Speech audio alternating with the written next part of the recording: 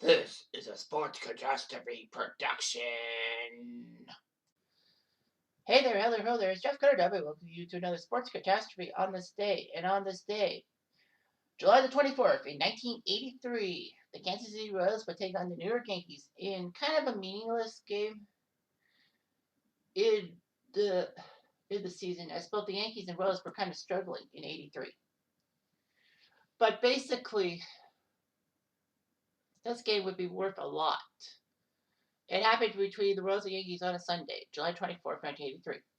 The Royals, the previous Monday, went to Toronto to play the Blue Jays at Exhibition Stadium in front of a national audience because ABC Monday Night Baseball broadcast that. And the Blue Jays beat them. Anyhow, the Royals were down 4-3 in the ninth inning when George Brett came up with 2 outs. And as usual, at Yankee Stadium, he hit a home run, giving it a 5-4 lead. But then things would be destroyed and all that. So, Yale Washington was on first base. George Brett came to the plate, and Goose Gossage was summoned from the bullpen. Why not? Gossage could throw a mean fastball. Brett connected on a high strike and put it into the right field stands to make it 5-4. As Brett crossed the plate, Billy Martin, who was in his third or fourth attempt at the Yankees manager, approached Tim McClellan, who was actually a rookie umpire at that time, and requested the bat of George Brett be examined. Before the game, Martin and other members of the Yankees noticed the pine tar thing and said that it would be strategic, only in strategy and all that. McClellan talked to the umpire crew of Drew Coble himself, Joe Brinkman, and Nick Remigan. They found out that the pine tar did exceed the rule, and basically it was illegal, and he would be out. So he was out. McClellan did his out call. Brett stormed out of the bullpen, out of the dugout, and wanted McClellan and all that. He was lucky to be restrained by his manager, Dick Hauser. All that.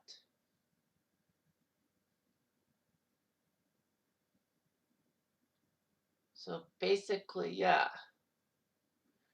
Brett and Hauser were angry and all that. Rightfully so. So the Royals lost the game 4-3. Okay, fine. The bat of George Brett was actually not found, as Gaylord Perry, who was playing still in the major leagues for Kansas City, basically found the bat and gave it to the bat boy, trying to hide the bat, but to little avail.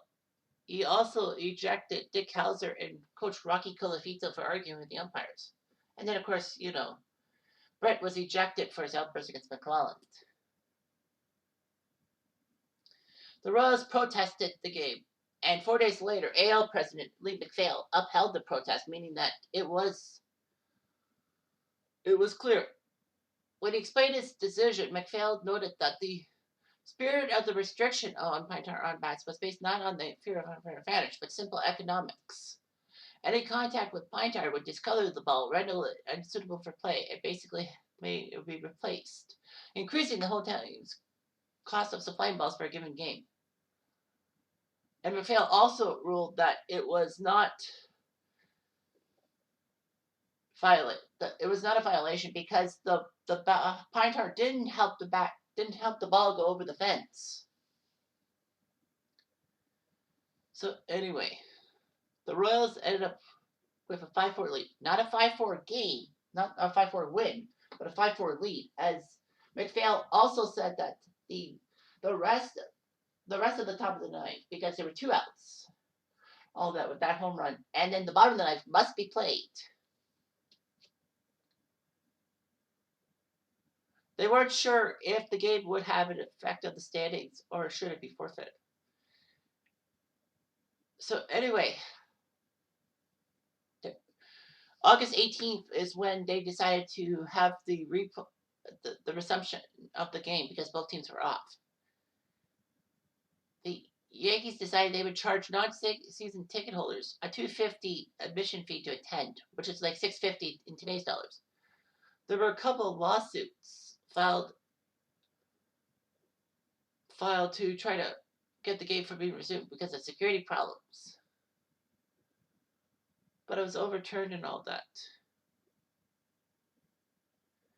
The Yankees did say that anyone who had a ticket stub from the July 24th game could come to the game. No charge. So basically August 18th.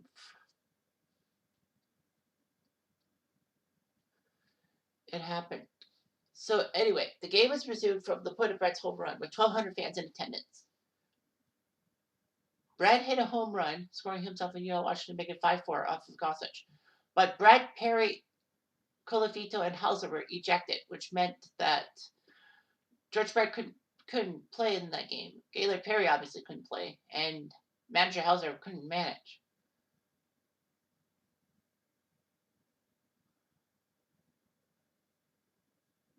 George Brett would head to Baltimore alongside Colafito, Perry, and Hauser because they were supposed to play in Baltimore the next day.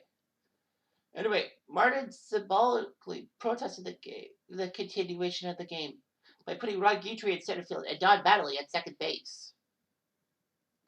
Mattingly was put at second because the second baseman from the game, July 24th, Bert Campanesis, was injured. And Guidry replaced Jerry Munfree, who was actually traded to Houston. By keeping Mattingly and Guidry in the game and filling in at needed positions, Martin was trying to avoid wasting a pinch hitter or runner. Mattingly was a rarity in the major leagues with that game. He was a southpaw second baseman. No left-hander had played second base or shortstop since Sam McDowell did that in 1970. So anyway, George Brett hit the home run, but Billy Martin was not about to go down swinging. He decided to give an affidavit to the umpires, knowing that all four umpires who were doing this resumption game were not the same crew. So basically, before Hal McRae was to come to the plate, Yankee pitcher George Frazier threw the ball to first base and challenged Brett's home run on the grounds that he didn't touch first base. Tim Welke called safe. All that. And Dave Phillips said safe. Martin was upset. However, Phillips, who was part of the crew, pulled out a notarized affidavit which was signed by all four umpires from July 24th, indicating Brett touched every base. Bob Fischel, who was an administrative assistant to McPhail, knew that Martin would try that trick. Martin was tossed.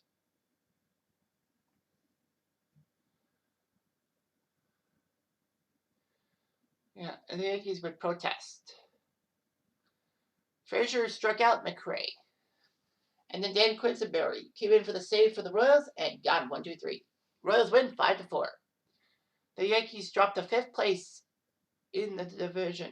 3.5 games out of first, but 83. The AL East was tight, tight like a drum. And the Blue Jays, in the span of one late August week in Baltimore and Detroit, lost their chances. Quisenberry got a save. However, the worst part about this for the Yankees, not just because they lost the game they should have won, was because with Mattingly having to play in that game, to quote unquote play in that game, Mattingly actually lost his 25-game hitting streak.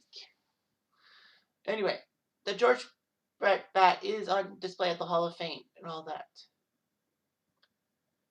Brett actually sold the bat to a famed collector for $25,000 and donated the bat. But then he had second thoughts. Delroy was caught by journalist Ephraim Schwartz, who sold it at his game ticket stub to Halper for $500, which was in 1983, which was equivalent to $1,300.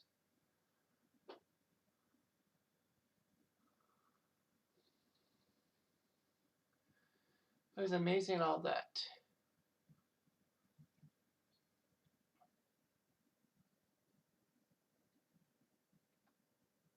So anyway, that happened.